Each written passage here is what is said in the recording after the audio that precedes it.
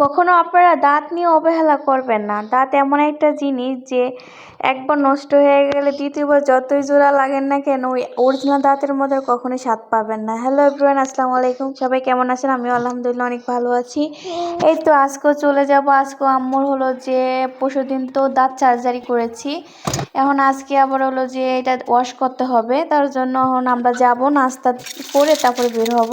এখানে আপনার হলো যে আমি একটু স্যুপ রান্না করছি, আর হলো বাসায় তো অন্থন বানাতে পারবো না, তো অন্থনের বদলে আপনার হলো পাঁপড় ভেজে নিয়েছি।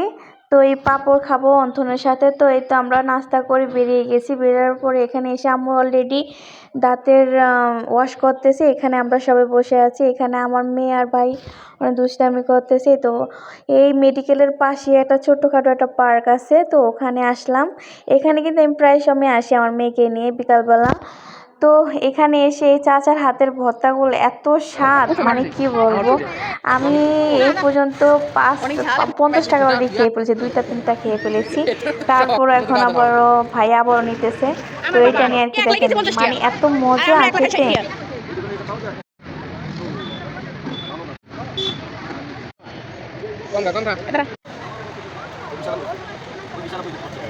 খুব ঝাল।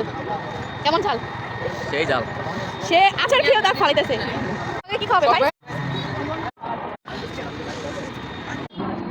বুটাটা কয়টা কইরা? 30 টাকা করে। 30 কে বুটা 30 কে দাও চলো একদম একদম ভাইটা খাইতে দিলো ওইয়া ও বলে খাই না বলে খাই না এটা খাই না